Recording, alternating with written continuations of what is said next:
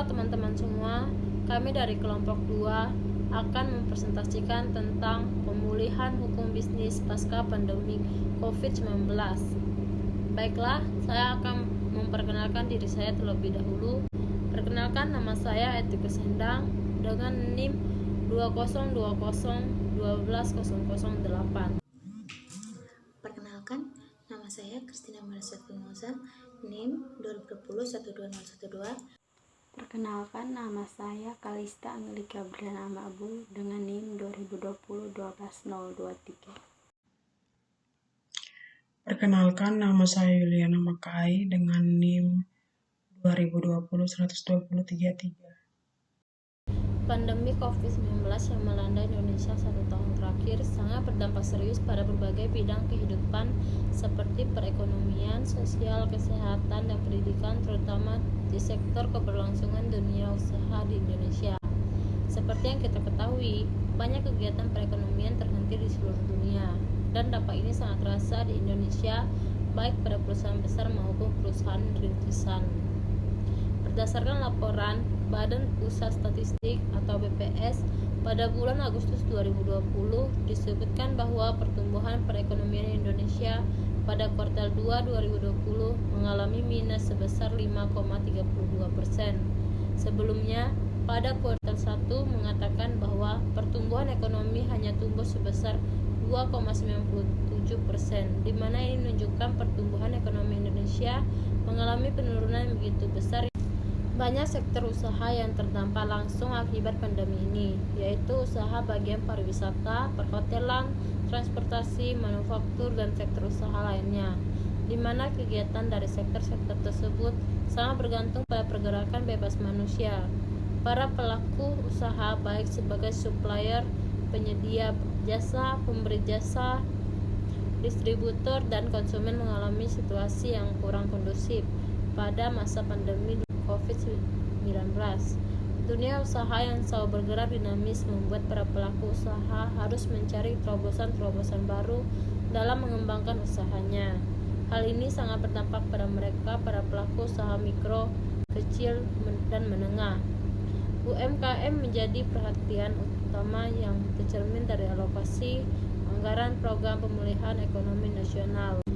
Total anggaran untuk UMKM dalam PEN tahun 2020 mencapai 123,46 triliun, yang per 3 November 2020 telah terrealisasi 76% atau 93,48 triliun. Perkembangan ekonomi yang terjadi saat pandemi tentu saja menuntut kesiapan hukum dalam mengikuti perkembangan ekonomi sebagai akibat dari pandemi COVID-19. Komisi Pengawas Persaingan Usaha atau KPPU memberikan relaksasi penegakan hukum terkait persaingan usaha. Relaksasi ini bertujuan untuk mendukung program pemulihan ekonomi nasional atau PEN pasca pandemi COVID-19 dan pelaksanaan Undang-Undang Nomor 2 Tahun 2020 tentang keuangan untuk penanganan pandemi COVID-19. Rumusan masalah. Bagaimana kondisi peningkatan bisnis pasca pandemi? Bagaimana peran pemerintah dalam pemulihan hukum bisnis pasca pandemi? Bagaimana peran pemerintah dalam pemulihan hukum bisnis pasca pandemi? Kondisi perekonomian Indonesia saat pandemi COVID-19 cukup tinggi saat memasuki tahun 2020 karena telah berhasil melewati tahun 2019, di mana kondisi perekonomian saat itu dapat dikatakan kritis. Pemerintah berharap restrukturisasi COVID-19. Pada tatanan global, pandemi telah mempengaruhi lambatnya upaya pencapaian SDG. Oleh karena itu, respon yang baik sangat dibutuhkan dan dapat memastikan tidak ada seorang pun yang ditinggalkan pada tingkat nasional. Presiden Republik Indonesia Joko Widodo telah mengeluarkan sejumlah peraturan pemerintah untuk dapat memulihkan hukum pasca COVID-19. Hal ini dinilai mampu mengembangkan demokrasi dan supremasi hukum sebagai upaya bersama untuk membentuk dunia yang penuh damai dan keadilan. Terdapat 5 target besar dalam peran pemerintah terhadap pemulihan hukum bisnis pasca pandemi. Presiden mengatakan bahwa target yang pertama diarahkan kepada para pengusaha kecil-kecilan agar diupayakan terdaftar sebagai penerima bantuan sosial dari pemerintah. Target kedua yaitu untuk para pemerintah yang menurunkan tarif PPh final selama 6 bulan.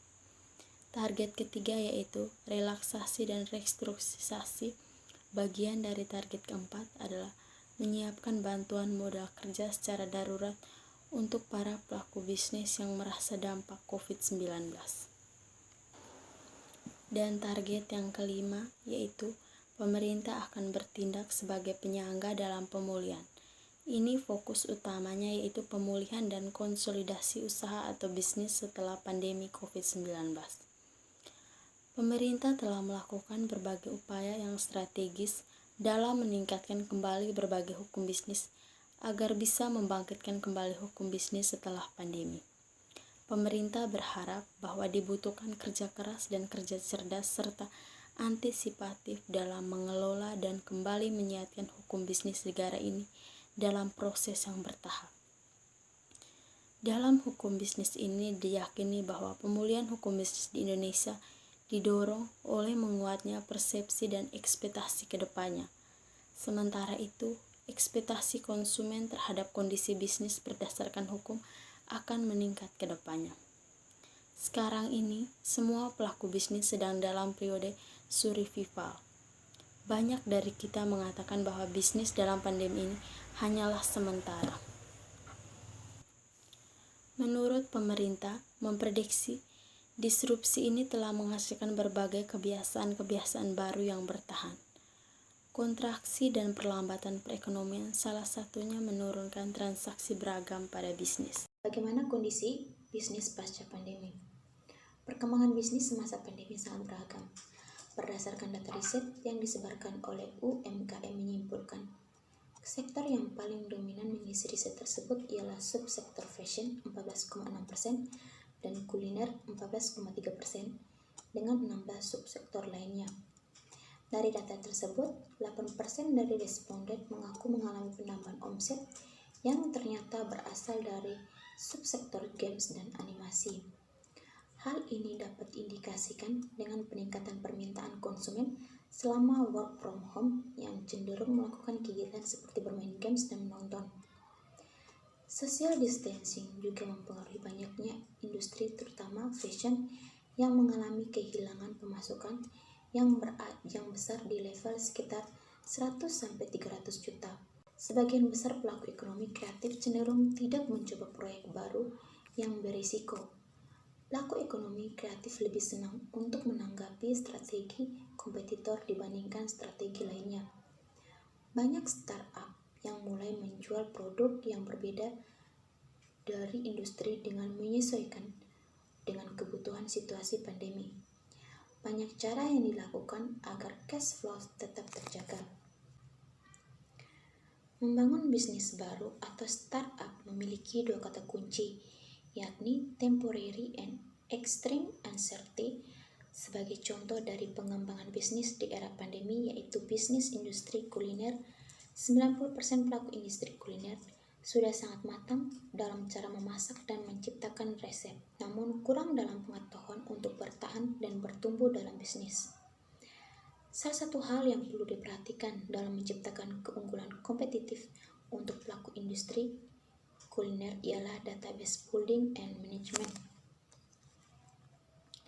Semenjak kondisi pandemi, konsumen lebih memilih membeli makanan secara pesan antar daripada makan di tempat. Adaptasi untuk perilaku menuju new normal dengan menyusun strategi seperti social distancing, health consider, cashless, list kontak juga wajib diimplementasikan oleh bisnis kuliner seperti restoran. Pelaku usaha sangat penting untuk melihat pandemi sebagai peluang dan kesempatan untuk berbisnis meskipun banyak perilaku konsumen yang berubah dengan cara menawarkan produk atau jasa yang baru dari kekuatan bisnis yang sudah dimiliki sebelumnya. Salah satu pihak yang terkena dampak dari perkembangan bisnis masa pandemi adalah pekerja atau buruh. Dalam hal ini, buruh merupakan salah satu indikator penting dalam kesuksesan dunia, khususnya perusahaan. Buruh atau pekerja di dalam Undang-Undang Nomor 13 Tahun 2003 diartikan sebagai setiap orang yang mampu melakukan pekerjaan guna menghasilkan barang dan atau jasa baik untuk memenuhi kebutuhan sendiri maupun untuk masyarakat. Undang-Undang Nomor 13 Tahun 2003 telah mengatur ketentuan-ketentuan yang harus dipatuhi baik oleh pekerja maupun pengusaha. Aturan-aturan tersebut tentu bertujuan untuk menciptakan iklim yang baik bagi dunia usaha di Indonesia. Undang-undang tersebut juga mengatur mengenai hak-hak yang harus dipenuhi oleh pihak pengusaha maupun pihak buruh. Misalnya, tentang upah yang harus tetap diberikan kepada buruh yang tidak melaksanakan pekerjaan karena melaksanakan tugas negara, atau ketentuan-ketentuan lainnya di mana hak-hak tersebut harus dipenuhi karena menyangkut hubungan antara sesama manusia. Bagian penutup yang pertama, kesimpulan. Pandemi COVID-19 yang merupakan bencana non-alam yang menjadi salah satu faktor dari lingkungan luar yang memberikan dampak penurunan terhadap aktivitas bisnis konvensional atau offline, namun membangkitkan kegiatan bisnis yang lebih berinovasi dan berbasis online. Banyak bidang bisnis yang terkendala dalam perkembangannya, bahkan mengalami penurunan selama masa pandemi COVID-19. Kegiatan bisnis bagi para pengusaha memanfaatkan situasi COVID ini sebagai proses penyesuaian yang dilakukan secara cepat dan mengembangkan inovasi produk sesuai dengan kecenderungan permintaan di pasar. Pemerintah yang dinamis siap berperan aktif dalam mengawal pemulihan hukum bisnis pasca pandemi COVID-19 dengan mengusung nilai-nilai atau value Kementerian Keuangan, yaitu integritas, profesionalisme, sinergi, pelayanan, dan kesempurnaan. Jajaran pemerintah tetap semangat dan berkomitmen untuk tidak pernah lelah berbuat baik kepada negeri dan kepada bangsa Indonesia. Yang kedua, saran. Pelaku usaha dapat membaca peluang usaha yang sedang terjadi dengan memperhatikan keadaan sekitar dan mencari tahu di laman internet, sehingga usaha yang akan dibuatnya tidak tertinggal ataupun tidak memenuhi target yang ditentukan pasar. Dengan adanya pandemik, diharapkan pelaku usaha dapat menyadari adanya penurunan permintaan terhadap adanya peraturan lockdown, di mana banyak para pekerja yang dirumahkan atau di PHK, sehingga menyebabkan terjadinya penurunan pendapatan serta dapat mempengaruhi tingkat konsumsi. Maka pelaku usaha diharapkan mampu membangun inovasi dan kreativitas baru di samping usaha bisnis mereka, di mana inovasi dan kreativitas tersebut dapat bermanfaat dan sedang dibutuhkan oleh konsumen di tengah pandemi kini. Dengan adanya kebijakan pemerintah dan dalam menangani perekonomian dan kegiatan bisnis, hendaknya pelaku usaha dapat memanfaatkan momen tersebut untuk meningkatkan usaha bisnis yang dijalankannya, dan juga mengetahui, memahami, serta menjalankan aturan-aturan hukum bisnis agar usaha bisnis tersebut tepat sasaran dan dapat berjalan dengan baik. Argumentasi dari saya yaitu pemerintah harus memastikan semua pelaku usaha, khususnya di daerah-daerah yang paling terancam, dengan memberikan kebijakan internal yang lebih mendahulukan kesehatan pekerja daripada perhitungan untung rugi usaha. Dalam Undang-Undang Ketenagakerjaan, pemerintah adalah pihak yang menjadi penengah antara pekerja dan pelaku usaha agar pemenuhan hak dan kewajiban di antara para pihak dapat seimbang. Baik, pada kesempatan ini saya akan membagikan argumentasi saya terkait dengan esai yang sudah kelompok saya selesaikan. Seperti yang kita semua tahu, pandemi COVID-19 membatas pergerakan manusia. Tak ada yang menyangka pandemi COVID-19 akan bermuara pada ancaman krisis multidimensi. Persoalan yang bermula dari sektor kesehatan meluas pada sektor ekonomi. Meski telah diberlakukan adaptasi kebiasaan baru, penyebaran wabah COVID-19 terus merangkak naik. Seiring dengan itu, pemerintah pun telah mengeluarkan berbagai produk hukum guna untuk menekan dan mengatasi penyebaran virus mematikan ini. Dampak dari pandemi memang terjadi di berbagai segi kehidupan, namun yang sangat terasa adalah kepada mereka para unit usaha mikro, menengah, dan kecil, di mana karena pergerakan manusia yang terbatas, membuat mereka menjadi kekurangan pelanggan atau pembeli. Apalagi usaha yang mereka jalankan merupakan satu-satunya sumber yang dapat membiayai kehidupan mereka. Untuk menanggapi itu, maka pemerintah membuat kebijakan-kebijakan hukum baru untuk memecahkan berbagai persoalan yang terjadi. Pemerintah memberikan alokasi anggaran melalui Program Pemulihan Ekonomi Nasional atau PEN dan stimulus UMKM yang telah dikeluarkan, yaitu melalui kebijakan restrukturisasi pinjaman, tambahan bantuan modal, kebijakan pembayaran tagihan listrik, dan dukungan pembiayaan lainnya. Dan semua itu tentunya sudah diberlakukan melalui hukum. Beragam persoalan muncul akibat dari mewabahnya pandemi COVID-19. Kegiatan logistik, pariwisata, dan perdagangan yang merupakan sektor yang memperoleh dampak besar dari penyebaran COVID-19.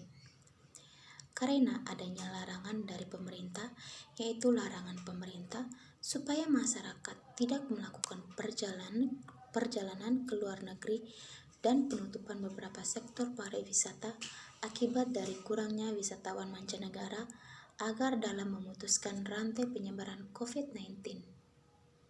Sebagai pihak yang berorientasi terhadap pengembangan bisnis, dengan dikaitkannya dengan aspek hukum sangat bermanfaat guna untuk memberikan perlindungan terhadap suatu pelaku ekonomi atau pelaku bisnis.